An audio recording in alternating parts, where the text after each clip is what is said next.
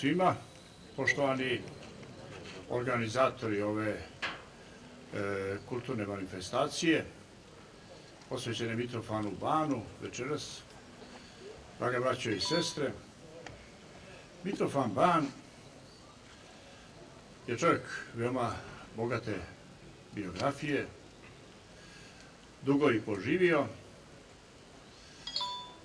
a postao je mitropolit crnogorski u vrijeme, možemo tako reći, državnog romantizma Crne Gore. Tek pošto je Crna Gora priznata od velikih sila kao država, posle Berlinskog kongresa, i naravno bio je vjerni saradnik kralja Nikole. Tadašnja Crna Gora je sebe doživljavala, a i definisala kao srpsku državu. I opšte osjećanje kod našeg naroda tada bilo da je Crna Gora obnovljeni dio srpskog carstva i kraljevstva. U takvom kontekstu mitropolit Mitrofan Ban, porijeklom Grbljanin, solidnog obrazovanja za to vrijeme, on je, noseći nasleđe velikih Petrovića, a i Nemanjića, prosto razrađivao tu ideju, obnovljenu ideju srpske slobode i srpske državnosti. Crkva, kao i sve ostalo, je u dobroj mjeri bila tada potčinjena državi. Međutim, Mitrofan Ban je uložio sve da se sačuva dostojanstvo crkve. Bio je čovjek snažnog karaktera, prekaljan kao morački iguman, prethodno je bio starešina manastira Podlaslje jedno kraće vrijeme, a poznato je da je u Morači bio jedna od glavnih ličnosti u okršajima sa Turcima 1877. godine. Kada je Morača bila napadnuta od turske sile, on je zajedno sa junacima Morače, Rovaca i Vasojevića učestvovao u odbrani te nemanjićke svetinje. Dakle, bio je čovjek koji je po svemu zasluživao i kao monah, i kao duhovnik, i kao nacionalni radnik da bude izabran za mitropolita. Mitropolija u to vrijeme je sebe doživljavala kao naslednicu Pećke patrijaršije. Nije to baš lako objasniti, ali pokušat ću ukratko. 1766. godine od strane turske sile, ali bogome i uz pomoć Carigradske patrijaršije, ukinuta je Pećka patrijaršija. Tu odluku nije priznala mitropolija Crnogorsko-primorska. Ostali krajevi, neko milom, neko silom, svi su morali da priznaju. Ispod Save i Dunava, na sve episkopske, svetosavske katedre postavljeni su Grci arhijereji. Mitropoliti crnogorski tada, a i posle, su se vezali za Rusiju i na takav način opstali i produžili kontinuitet Pećke patrijaršije. 1910. godine prilikom krunisanja kralja Nikole u programskom tekstu koji je pisao Lazar Tomanović, predsjednik vlade, ima nekoliko riječi o mitropoliji. Da je ona nasljednica Pećke patrijaršije u tom smislu što je produžila njen kontinuitet. Naravno, da u vremenu nacionalnog buđenja, u vremenu jačanja države, zbližavanja našeg naroda, da je u cijelom srpskom narodu tinjala ta ideja da se cijelo srpstvo oslobodi i ujedini.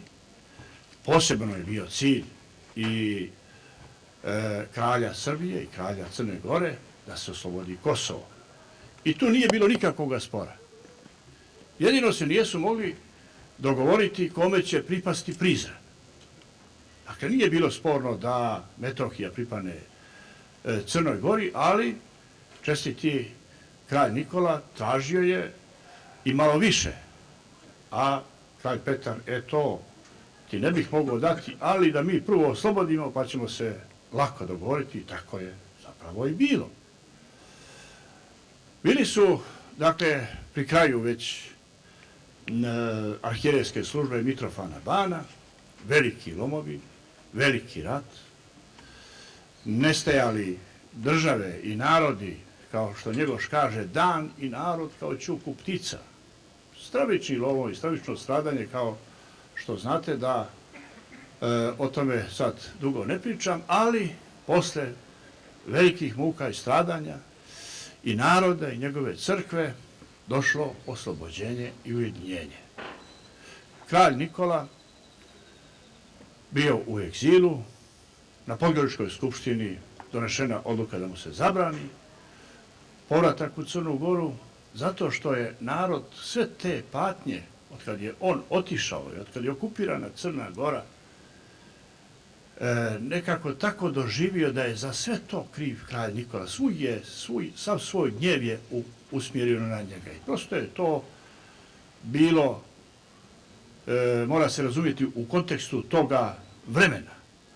Ali Mitrofan je ostao sa svojim narodom, ponio krst i poniženja, ropstva i stradanja, ali ostao vjeran i prestolu cetinskih mitropolita i svome sveštenstvu, svojim svetinjama i svome narodu. On je izašao ipak iz rata, iako je morao pretrpjeti veliko poniženje u toku okupacije i rušenje Lovćenske kapele, ipak izašao svijetlog obraza. Najviše tom njegovom ugledu je doprinijelo to što se on zaista borio da zaštiti narod, sirotinju, da nahrani, da spase živote ljudi i praktično je tu svu svoju staračku snagu i mudrost uložio i tu se poprilično iscrpio. Šta se događa? Odmah poslije Podgoričke skupštine otvorila se mogućnost da se obnovi Pećka patrijaršija.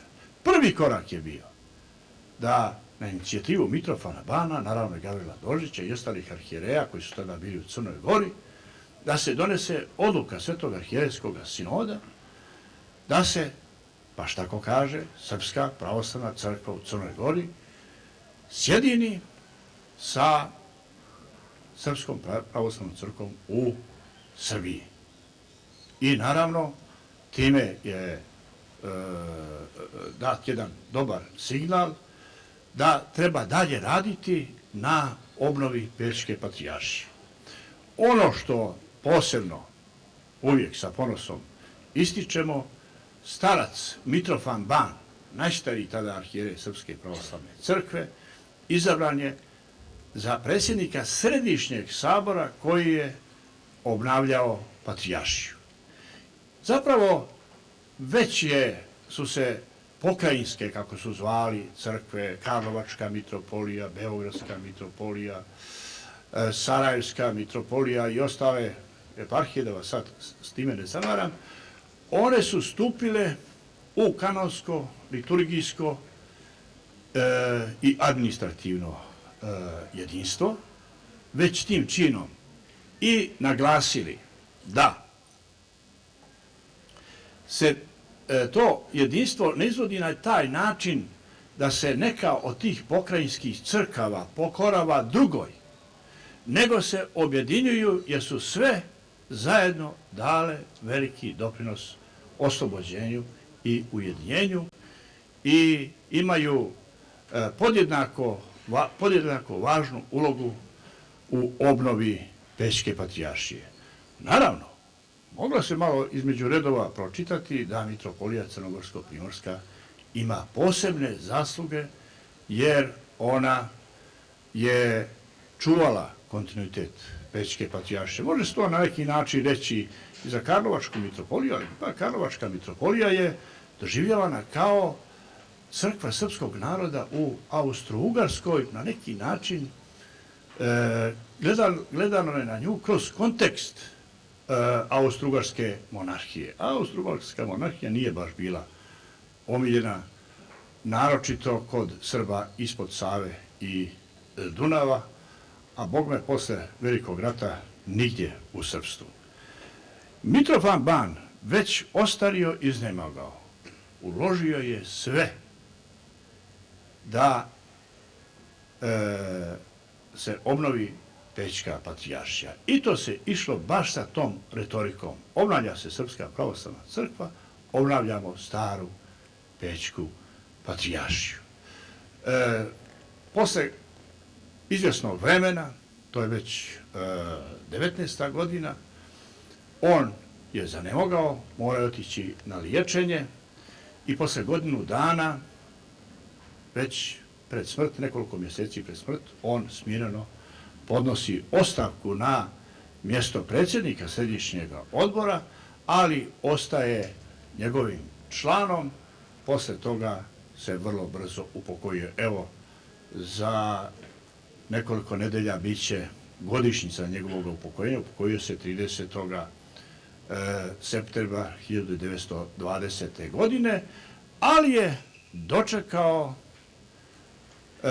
ujedinjenje Srpske crkve i obnavljanje Pećke patrijaršije, što je sa bolesničke postelje pozdravio od sveg srca, a to se može vidjeti po govoru Iva Karadžerovića, istorijski zaista govor koji je on tada održao u slavu ujedinjenja Srpske crkve u Cetinskom manastiru po blagoslovu mitropolita Mitrofana. Dakle, jedna zaista svijetla, možemo skoro reći svetačka ličnost, velike odgovornosti, velike discipline